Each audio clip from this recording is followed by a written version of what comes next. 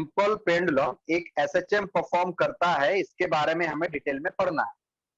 Okay, तो इस तरीके का होता है सिंपल पेंडुलम। सबको समझ गया? एसएचएम का ही एक पार्ट है।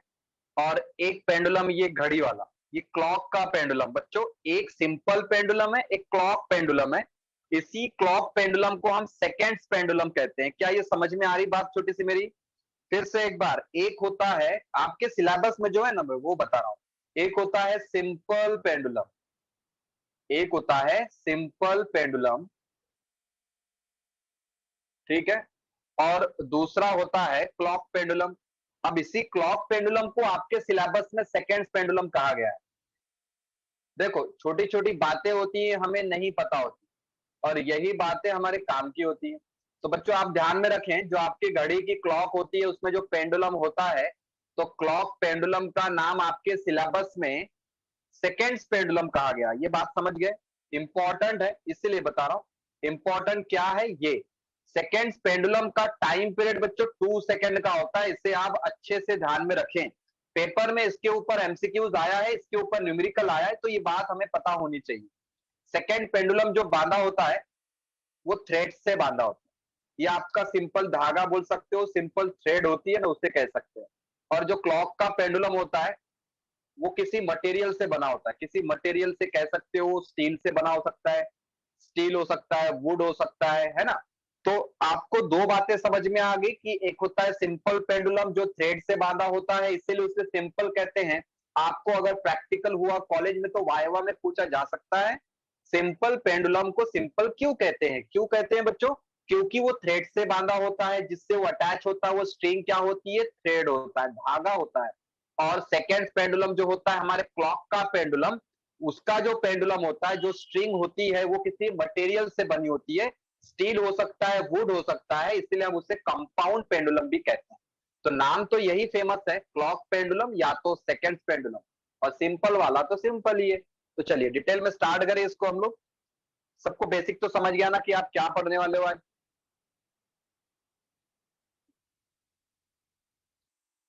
ठीक है, बेसिक क्लियर हो गया, तो अब आगे बढ़ जाते हैं। तो ज्यादा टॉपिक बाकी नहीं है, थोड़ा बहुत ही बाकी है। तो अभी सिंपल पेंडुलम के आज हम थ्योरेटिकल पढ़ेंगे, और अगर टाइम रहा हमारे पास, क्योंकि आज ऑलरेडी क्लास डिले है, तो न्यूमेरिकल अगर पॉसिबल हुआ तो न्यूमेरिकल भी पढ़ लेंगे।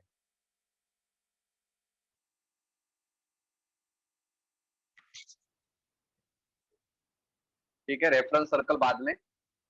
और एनर्जी हो गया हमारा। ठीक है, सारे टॉपिक आपने देखे। और क्या रह गया अभी?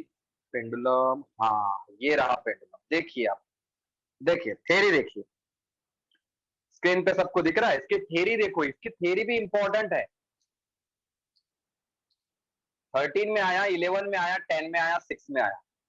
बाद में जो गैप आपको दिख रही है ना, बाद में जो आप देख रहे हो कि सर ये थ्योरी तो आई नहीं पेपर में, तो बच्चों थ्योरी नहीं आई, न्यूमेरिकल आया। समझ रहे हो? इसको मैं कहूंगा बोर्ड आईएमपी। जो बच्चे तैयारी कर रहे हैं सिर्फ और सिर्फ स्टेट बोर्ड की, जो बच्चे सिर्फ और सिर्फ स्टेट बोर्ड की तैयारी कर रहे हैं, वो लोग ये टॉपिक को अच्छे से प्रिपेयर करें फॉर जेई नीट, एमएसटी, सीटी and state board also. Very most IMP. क्या आईएमपी? सिंपल पेंडुलम, और एक है सेकेंड पेंडुलम, उसे भी हम देखेंगे। तो बोर्ड आईएमपी टॉपिक है थ्योरी प्लस न्यूमेरिकल। मैं तो कहूंगा न्यूमेरिकल की तैयारी अच्छे से करो। थ्योरी भी आती है, ऐसी बात नहीं है। तो दो टॉपिक आपको मैंने बोर्ड आईएमपी बता दिए। एक एनर्जी का टॉपिक है जो बहुत ही इंपॉर्टेंट है आपके एग्जाम पॉइंट ऑफ व्यू, और दूसरा एक सिंपल पेंडुलम का टॉपिक है जो थ्योरी और न्यूमेरिकल कुछ भी आ सकता है। तो आई होप कि आपको क्लियर हो गया होगा क्या क्या पूछा जा सकता है। अब इसके ऊपर थ्योरी क्वेश्चन आप देख लीजिए, क्या बोल सकता है? डिफाइन कीजिए आइडियल सिंपल पेंडुलम। और उसमें भी एक और सिंपल पेंडुलम में एक और आइडियल। अब जब भी कभी आप आइडियल वर्ड सुनते हो तो आप समझ जाइए उसकी स्ट्रिंग क्या होगी बच्चों? मासलेस होगी। स्ट्रिंग का कोई अलग से मास नहीं होगा। आइडियल मतलब मासलेस स्ट्रिंग, या तो स्ट्रिंग, मासलेस स्ट्रिंग। तो स्ट्रिंग का मास नहीं है, इस बात को अच्छे से ध्यान में रखें। आइडियल वर्ड मतलब आपकी स्ट्रिंग इतनी आइडियल है कि उसका मास ही नहीं है। अब आप कह रहे हैं कि सर मासलेस है, मतलब क्या? कि उसका कुछ भी मास नहीं है, नेग्लिजिबल मास, तो उसके होने ना होने से कोई फर्क नहीं पड़ता। तो ऐसा कुछ होता नहीं है। बट एक आइडियल केस बोलते हैं ना कि ऐसा हो तो ऐसा होगा, तो ऐसा कुछ बोला गया है आपके सिलेबस में। उसके अलावा आपको क्वेश्चन रहेगा कि मोशन जो सिंपल पेंडुलम का है वो एसएचएम करता है, इसे आप प्रूव करें। बच्चों एसएचएम प्रूव करने के लिए आपको याद आ रहा है कि ऐसा कुछ होना चाहिए, याद आ रहा है सबको? एसएचएम होने की कंडीशन क्या होती है? एक्सेलरेशन और डिस्प्लेसमेंट आपस में क्या हो बच्चों? अपोजिट डायरेक्शन में। बात याद रखो ये, जब भी कभी आपको एसएचएम कहता है तो आपका यही होना चाहिए rule. A is directly proportional to x, negative x. F is directly proportional to negative x. इसका मतलब A और x आपस में अपोजिट डायरेक्शन में एंटी पैरेलल है, ठीक है? ऐसा तो एसएचएम की कंडीशन को हम प्रूव करेंगे, थोड़ा सा डायग्राम बनाएंगे और ये डायग्राम आपकी 2 मार्क की होमवर्क है, ठीक है? तो चलिए छोटे छोटे पॉइंट्स कवर करते हैं। तो सबसे पहला पॉइंट है आपका आइडियल सिंपल पेंडुलम। तो बच्चों मैंने कहा कि आइडियल क्या होगा? अब आइडियल का मतलब एक ऐसा पेंडुलम जिसमें जो बॉब हो, बॉब समझता है सबको?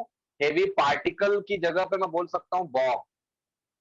बॉब यानी मेटालिक स्फीयर, जो लोहे का बड़ा सा छर्रा रहता है ना।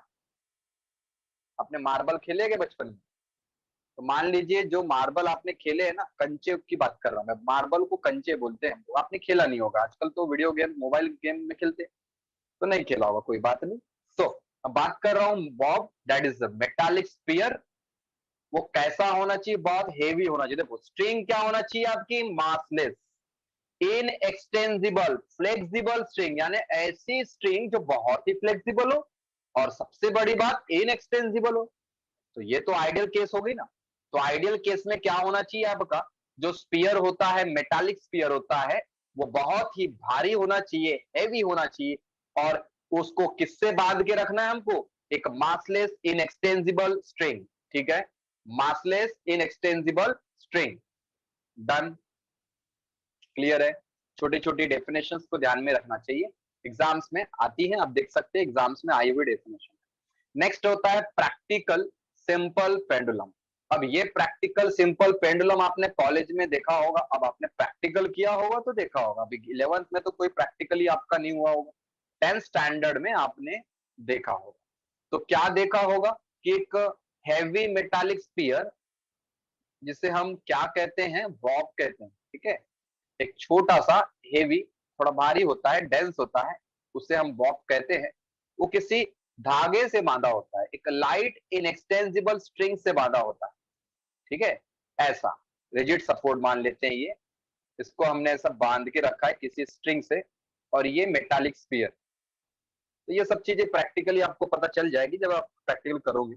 फिलहाल आप इसको इमेजिन कीजिए, ये एक स्फीयर है और ये स्ट्रिंग है, और ये जो बांध के रखा है आपने यहाँ पे, इसको हम रिजिड सपोर्ट कह सकते हैं। मान लीजिए सीलिंग से बांध के रखा है,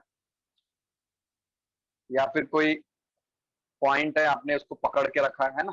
पकड़ के रखो या तो कैसे बांध के रखो। तो इस तरीके से आपके कुछ डेफिनेशन है। आइडियल मतलब जो हर चीज में परफेक्ट हो, मासलेस इनएक्सटेंसिबल फ्लेक्सिबल स्ट्रिंग, और प्रैक्टिकल में हेवी नहीं रहेगा, स्मॉल हेवी डेंस स्फीयर रहेगा, ठीक है? अब आते हैं जो हमें पढ़ना है, ठीक है? अब ध्यान दो। तो लेंथ ऑफ सिंपल पेंडुलम की बात कर रहे हैं बच्चों, ध्यान दीजिएगा, यहाँ पे मैं आपको न्यूमेरिकल की बात करूंगा। तो न्यूमेरिकल में आपको पूछेगा सिंपल पेंडुलम की लेंथ क्या है और स्ट्रिंग की लेंथ क्या है। तो यहां से यहां तक मान लेते हैं एक स्पीयर है, और ये है स्पीयर की रेडियस, ठीक है? ये है स्पीयर की रेडियस। तो यहां से यहां तक जो होता है ना, उसे हम कहते हैं लेंथ ऑफ पेंडुलम। ये क्या होगा? यहां से यहां तक होगा L प्लस आर होगा। क्या ये बात समझ में आई? कोई डाउट तो नहीं है इसमें? बात क्लियर है? एल का नाम बता दूं मैं आपको, एल का नाम लेंथ ऑफ सिंपल पेंडुलम। ये थोड़ा ध्यान दीजिएगा, ये थोड़ी इंपॉर्टेंट चीज हम यहाँ पे डिस्कस कर रहे हैं। ये जो कैपिटल एल दिख रहा है आपको, तो ये रेडियस भी इंक्लूड रहता है इसमें। तो ये एल क्या होता है? Length of simple pendulum. I hope आपको समझ गया डायग्राम से किसे हम लेंथ ऑफ सिंपल पेंडुलम कहेंगे। और एक स्मॉल एल का मतलब देख सकते हो, स्ट्रिंग की लेंथ है, जो धागा हमने बांध के रखा है, जो स्ट्रिंग हमने बांध के रखा है, उसकी लेंथ। तो length of string, clear? Length of string. और जो स्मॉल आर आपको दिख रहा है, इसे हम क्या कहेंगे? रेडियस कहेंगे, रेडियस ऑफ बॉब या तो स्फीयर। चलो यहां तक क्लियर है क्या? पहले रिप्लाई करें, कोई डाउट है डेफिनेशंस में? इन डेफिनेशंस में कोई डाउट है आपको? क्लियर है तो क्लियर रिप्लाई करें, क्योंकि इनमें से हमारी सिर्फ एक ही इंपॉर्टेंट डेफिनेशन थी, आइडियल सिंपल पेंडुलम, और एक न्यूमेरिकल पॉइंट ऑफ व्यू मैंने आपको एक्स्ट्रा नॉलेज दिया यहाँ पे, ठीक है, जिसे हम क्या कहते हैं बच्चों, लेंथ ऑफ पेंडुलम कहते हैं। बहुत इंपॉर्टेंट बात है, इसको थोड़ा ध्यान रखें। एक बार का आइडियल सिंपल पेंडुलम ध्यान में नहीं रहा तो चल जाएगा, लेकिन ये छोटा सा पॉइंट था कैपिटल एल वाला, वो ध्यान में रखना। ठीक है, तो डायग्राम यहाँ पे अब रेडीमेड बनी हुई है, मैं आपको व्हाइट स्क्रीन में डायग्राम बताता हूँ, ठीक है, और ये डायग्राम आपकी होमवर्क है, बहुत इंपॉर्टेंट डायग्राम। अगर आपकी टेस्ट होती है ना तो ये डायग्राम या तो इसका न्यूमेरिकल रहेगा। तो डायग्राम होमवर्क 3 टाइम्स एडवांस में बता रहा हूँ, ठीक है, अभी से ही बता रहा हूँ, थोड़ा प्रैक्टिस करिएगा इसकी। चलिए, सबसे पहला काम क्या करते हैं, एक पेंडुलम लेते हैं, उसको रिजिड सपोर्ट से हमने बांध दिया, उसको हमने बांधा है अभी। तो बांधेंगे तो किससे बांधेंगे बच्चों, एक स्ट्रिंग से बांधेंगे, एक धागे से हमने इसको बांध दिया, ये हो गया पेंडुलम। अब हमने क्या किया, इसको ऐसा ऑसिलेट किया। अगर मैं ऐसा कहूं तो एम्पलीट्यूड ज्यादा हो गया, अगर मैं ऐसा कहूं तो एम्पलीट्यूड क्या हो गया, ज्यादा हो गया। लेकिन हम जो केस पढ़ रहे हैं वहां एम्पलीट्यूड क्या होगा, बहुत स्मॉल होगा। बात समझ में आई सबको? तो हमारी जो केस है उसमें एम्पलीट्यूड क्या होता है, मिनिमम होता है। तो for minimum amplitude we are studying for minimum amplitude. तो यहां से यहां तक हमने इसको क्या कर दिया बच्चों, डिस्प्लेस कर दिया, ठीक है। तो यहां से डिस्प्लेस करने पर ये जो एंगल ट्रेस हुआ है, इस एंगल को मैं कहूंगा थीटा। इस एंगल को क्या कहेंगे बच्चों, थीटा। और ये किसके लिए वैलिड है, सबको समझ गया, स्मॉल डिस्प्लेसमेंट के लिए, स्मॉल एम्पलीट्यूड के लिए वैलिड है। तो लेबलिंग के लिए हाफ मार्क होता है, इसलिए हम थोड़ा मेहनत कर लेते हैं। हाफ नहीं बच्चों, 1 मार्क होता है। So theta semi vertical angle. क्या सभी को कोनिकल पेंडुलम याद आ रहा है? कोनिकल पेंडुलम क्या आपको याद आ रहा है क्या? कोनिकल पेंडुलम में भी हमने थीटा ही कहा था, और थीटा का नाम सेमी वर्टिकल एंगल बोला था। ठीक है, आप मुझे बताइए, वेट कहां एक्ट करेगा, वर्टिकली अपवर्ड की डाउनवर्ड?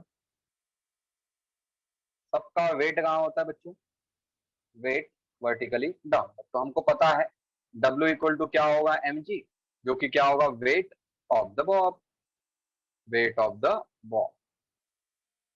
बॉब बोलो, स्पीयर बोलो, पार्टिकल बोलो, चलता, ठीक है। ओके, यहां तक क्लियर। और एक चीज हमें पता है, यहाँ पे एक और फोर्स लगेगा। अब आपके डायग्राम को हम बात करते हैं, ये ओरिजिन हो गया आपका, इनिशियल पॉइंट हो गया। मैं बोलता हूँ इसको ए, मेन पोजीशन बोलो, या तो ए बोलना है, बोल सकते। ये पेंडुलम यहां से यहां तक डिस्प्लेस हुआ है, तो मैं कहता हूँ B be the final position, ठीक है। तो इस पॉइंट पे कितने फोर्स लगेंगे, तो आप कहेंगे सर इस पॉइंट पे फिलहाल तो अभी 2 फोर्स लगेंगे। एक फोर्स लगेगा अलोंग द स्ट्रिंग, इसको मैं ओ बोल दूं क्या? एक फोर्स लगेगा अलोंग द स्ट्रिंग, इसको मैं कह देता हूं टी डैश। कोई मुझे टी डैश का नाम बता सकता है? याद करो, मैंने आपको बताया था बॉब चाहता है, क्या चाहता है बॉब, कि टेंशन उससे दूर जाए। हर कोई चाहता है कि टेंशन उससे क्या हो बच्चों, दूर जाए। तो यहाँ पे हमने टेंशन बना दिया, इसको हम कहेंगे टेंशन इन द स्ट्रिंग। क्या कहेंगे, टेंशन इन द स्ट्रिंग। और टेंशन है तो न्यूटन है, इस बात को ध्यान रखें। अच्छा, एक चीज और, अगर हमने बॉब को यानी कि स्पीयर को यहाँ डिस्प्लेस किया, तो क्या ये स्पीयर वापस आना चाहेगा, पहले इतना बताओ। अगर मैंने इसे डिस्प्लेस किया तो क्या ये स्पीयर वापस आना चाहेगा? और मुझे बताओ, अगर कोई चीज वापस आना चाहती है तो वापस आने के लिए कौन सा फोर्स लगता है? जल्दी से बोलो, वापस आने के लिए कौन सा फोर्स लगता है बच्चों? उसका नाम तो बताइए। आपको पता है, स्टार्टिंग में हमने पढ़ा है, किसी भी चीज को वापस लाने के लिए रिस्टोरिंग फोर्स लगता है। किसी भी चीज को रिस्टोर करने वाला फोर्स, किसी को भी क्या करने वाला फोर्स, रिस्टोर करने वाला force, that is the restoring force. Clear है? तो जो जो चीजें है रिक्वायर्ड उसे हम यहाँ पे ड्रॉ कर देते हैं। तो ये है capital L, small L plus R. तो capital L be the length of pendulum, length of pendulum, of simple pendulum, length of simple pendulum, और small L equal to length of string, जो जो काम का है वो सब बता रहा हूँ। लेंथ ऑफ स्ट्रिंग, और आर तो मैंने आपको पिछली डायग्राम में बताया ही है, तो आर का नाम क्या होगा, रेडियस। आर का नाम क्या होगा, रेडियस। चलो ठीक। तो यहां से यहां तक हमने क्या किया बच्चों, यहां से यहां तक हमने इसको डिस्प्लेस किया, ऐसा। ठीक है, यहां से यहां तक हमने इसको डिस्प्लेस किया, तो ये यहां से यहां तक क्या हो गया, डिस्प्लेसमेंट हो गया। यहां से यहां तक क्या हो गया बच्चों, डिस्प्लेसमेंट हो गया। और हम जानते हैं कि अगर इसको हम यहां डिस्प्लेसमेंट करेंगे तो इसको फोर्स क्या लगेगा, पीछे की तरफ लगेगा। यानी हम कह सकते हैं कि फोर्स एक अपोजिट डायरेक्शन में है डिस्प्लेसमेंट के साथ। जल्दी से इतना डायग्राम बना लो, फिर उसके बाद मैं आगे बताता हूं।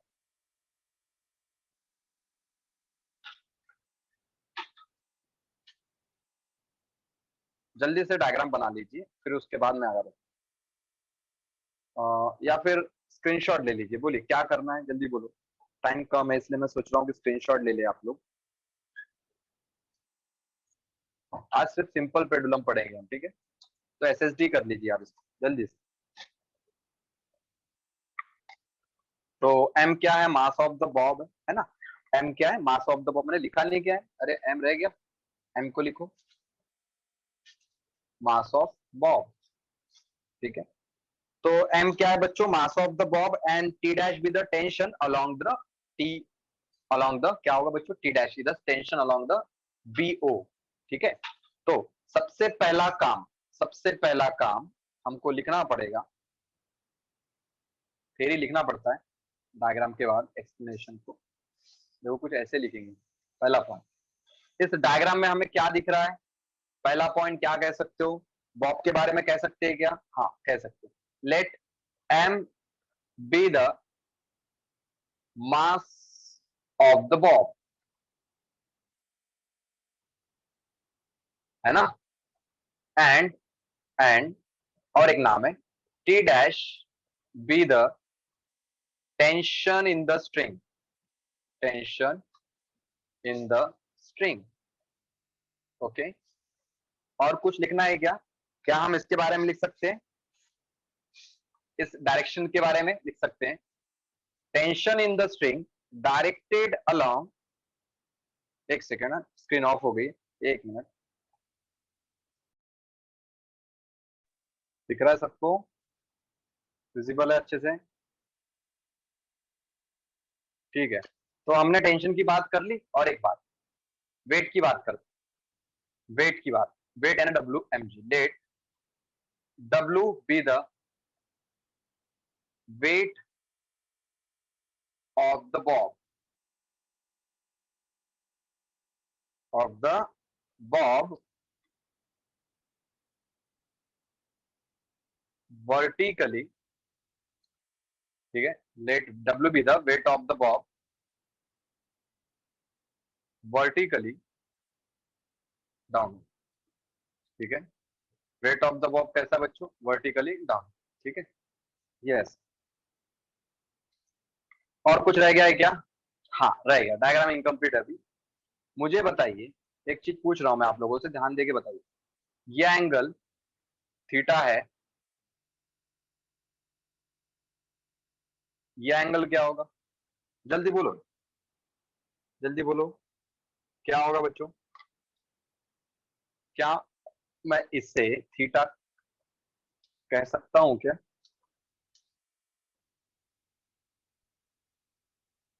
क्या मैं इसे थीटा कह सकता हूं।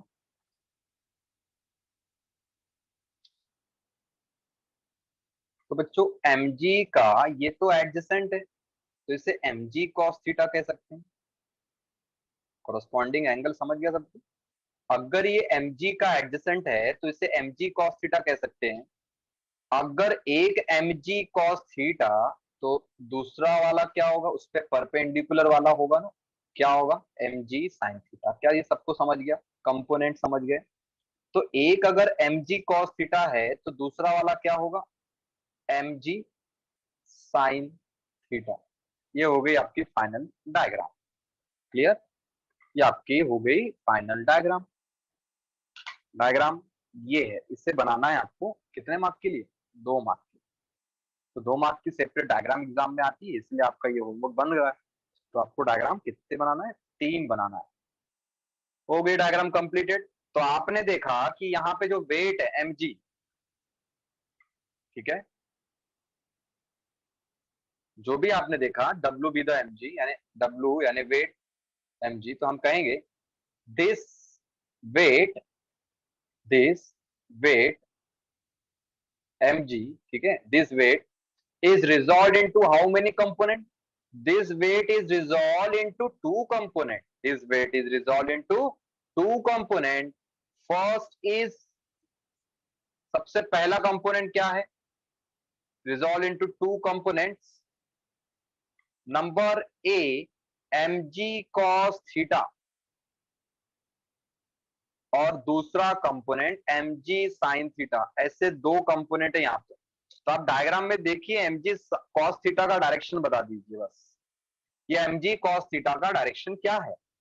तो आप कहेंगे sir mg cos theta directed along string from B, along string from कहां से कहां तक, कहां से कहां तक? बी ओ है, ठीक है, बी ओ है ये। तो हम कहेंगे डायरेक्टेड फ्रॉम ओ से बी, समझ गया इसका डायरेक्शन? टेंशन कहां से कहां तक? टेंशन है बी से ओ। हम बात कर रहे हैं mg cos थीटा की, तो mg cos थीटा का डायरेक्शन क्या है? ओ से लेकर बी तक है। तो हमको यहाँ पे थोड़ा सा लिखना पड़ेगा, जैसा कि हमने यहाँ पे लिखा, इसको आप प्रॉपरली देख लो एक बार वापस।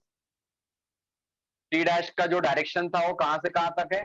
बी से ओ है, लेकिन mg cos थीटा का डायरेक्शन है ओ से B. Okay, mg sin theta के बारे में क्या बता सकते हो? इसका डायरेक्शन कहां है? जल्दी से mg sin थीटा के बारे में बताइए फटाफट कमेंट करके।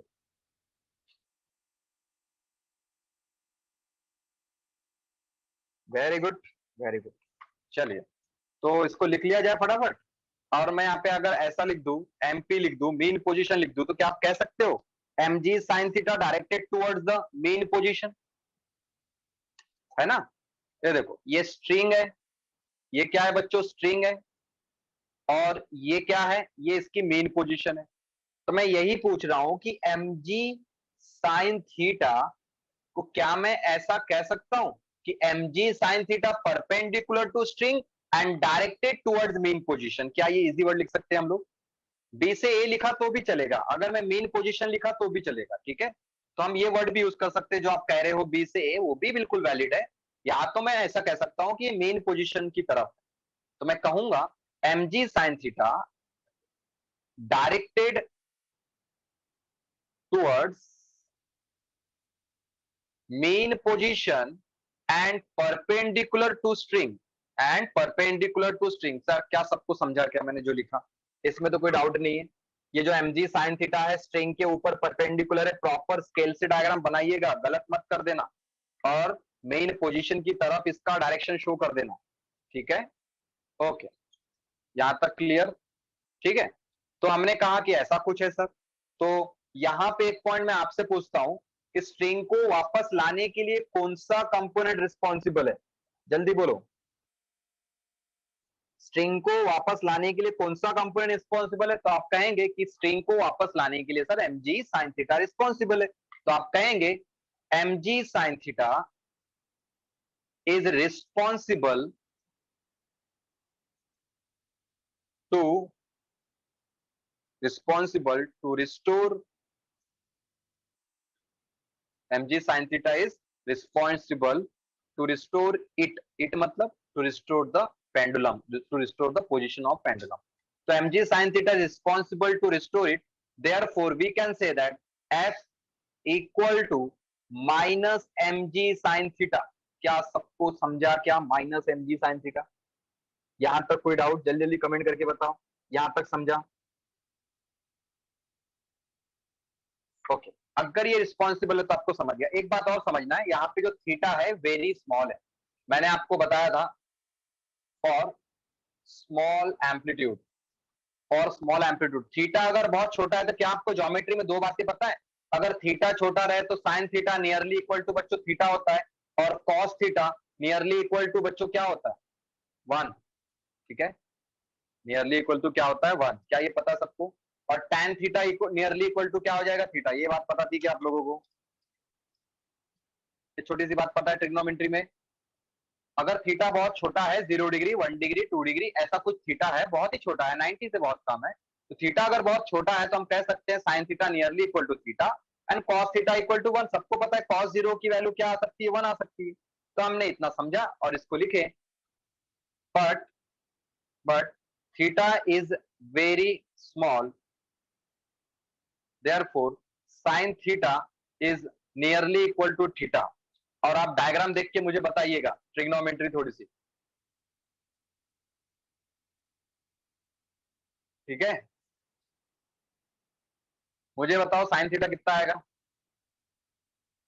जल्दी कमेंट करके बताओ साइन थीटा कितना आएगा।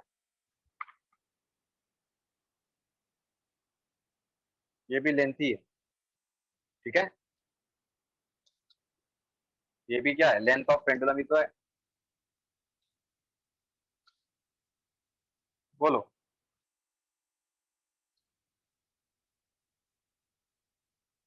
वेरी गुड, सही बात, ठीक है। तो जो लिखा था वो कहाँ गया,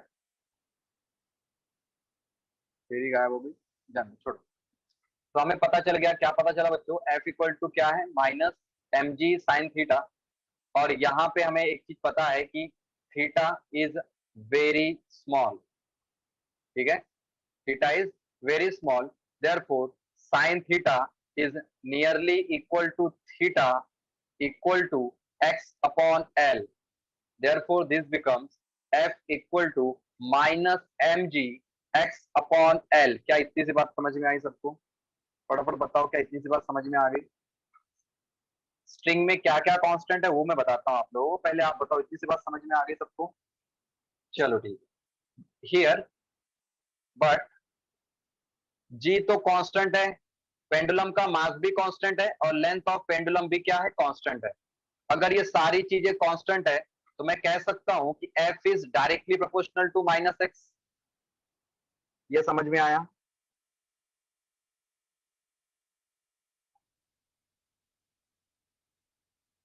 ठीक है, समझा सबको? ये सारी चीजें कांस्टेंट है ना। अर्थ में है ये एक्सपेरिमेंट, तो अर्थ में स्मॉल जी कांस्टेंट रहेगा, स्मॉल जी वेरी करता है प्लैनेट टू प्लैनेट। और पेंडुलम का मास जो बॉब आप ले रहे हो, हमेशा वही बॉब यूज कर रहे हो, तो मास भी आपने वही रखा है। और बार बार आप स्ट्रिंग बदल नहीं रहे हो, बार बार लेंथ भी चेंज नहीं कर रहे, तो एक ही पेंडुलम है, एक ही प्लैनेट है, और आप सब सारी कंडीशन को एक ही रख रहे हो। बस क्या बदल रहा है, इसका फोर्स और इसका डिस्प्लेसमेंट। तो we can say that force is directly proportional to minus of x. This is this is the condition, this is the required condition for SHM। क्या सबको बात समझ में आ गई? समझ गया, बॉब में लगने वाला फोर्स और डिस्प्लेसमेंट क्या है, अपोजिट डायरेक्शन में। ओके, एक और डेरिवेशन यहाँ तक तो सबको समझ गया होगा, कोई दिक्कत वाली बात नहीं। इसको मैं इक्वेशन 1 दे देता हूँ, एक छोटा सा डेरिवेशन फिर क्लास खत्म, ठीक है? छोटा सा डेरिवेशन फिर क्लास खत्म। एक टाइम पीरियड का फॉर्मूला हमें डिराइव करना है। ओके, करे स्टार्ट उसको। डन, चलो नेक्स्ट क्लास है आपके पास, 2 मिनट दीजिएगा, ठीक है? 2 मिनट बस। तो यहाँ पे इक्वेशन 1 की मैं बात करता हूँ, 2 मिनट दीजिए, आपका 2 मिनट में डेरिवेशन खत्म हो रहा है, इसको पेंडिंग नहीं रखते हम। पेंडिंग रख के फालतू में नेक्स्ट टाइम फिर से बहुत सारा पढ़ना पड़ेगा। अभी हम 2 मिनट में फिनिश करते हैं, स्टार्ट करें। ओके, कॉन्सेंट्रेट कीजिए, आ जाएगा आप लोग को, ठीक है? देखो, तो इक्वेशन 1 की मैं बात करता हूँ। सबसे पहले आपको ये पता होना चाहिए कि जो टाइम पीरियड हमें निकालना है उसका मतलब 2π/ω होता है। क्या ये बात पता थी सबको? टाइम पीरियड इक्वल टू क्या होता है बच्चों, 2π/ω होता है ना? होता है कि नहीं होता है? और एक चीज ध्यान दो, अभी और एक चीज आपको बता। ओमेगा का मतलब याद है ना आप लोगों को? ओमेगा का मतलब तो बता सकता है मुझे, ओमेगा क्या होता है? ओमेगा नहीं पता, मैं बताता हूँ, देखो, एक्सलेरेशन अपॉन डिस्प्लेसमेंट। याद करो, मैं आपको ओमेगा बताया था, सर्कुलर मोशन में कहा था कि ये काम आता है। एक्सलेरेशन अपॉन क्या होता है बच्चों, डिस्प्लेसमेंट। कोई बात नहीं, अगर नहीं पता हो तो कोई दिक्कत नहीं, मैं सारी चीजें बताऊंगा। चलो इक्वेशन 1 की मैं बात करता हूँ। तो इक्वेशन 1 क्या है बच्चों, ये minus m g x upon l. But आपको पता है कि एफ इक्वल टू बच्चों मा होता है, एफ इक्वल टू क्या होता है, माँ होता है कि नहीं होता है? एफ इक्वल टू माँ मतलब मास इंटू एक्सेलरेशन, एम से एम कैंसल। एक और बात आपको पता होगी, ओमेगा एक्सेलरेशन इक्वल टू क्या होता है, माइनस ओमेगा स्क्वायर एक्स होता है। अरे हाँ या ना बोलो, पता है क्या कि भूल गए? अरे याद आ रहा है, एक्सेलरेशन का मतलब ओमेगा स्क्वायर एक्स, समझा सबको? और एक बड़ी बात, ओमेगा का मतलब ही क्या होता है, 2 पाई बाय कैपिटल टी होता है। तो क्या यहां से टाइम पीरियड का फॉर्मूला डिराइव हो गया? क्या हो गया? 2 pi under root L by G. बच्चों आज इतना ही पढ़ना, बाकी हम लोग नेक्स्ट क्लास में करेंगे, ठीक है? जो भी चीजें हैं बेसिक बेसिक मैं रिवाइज भी कर दूंगा नेक्स्ट क्लास में। अभी के लिए इतना, बाकी नेक्स्ट टाइम। Thank you.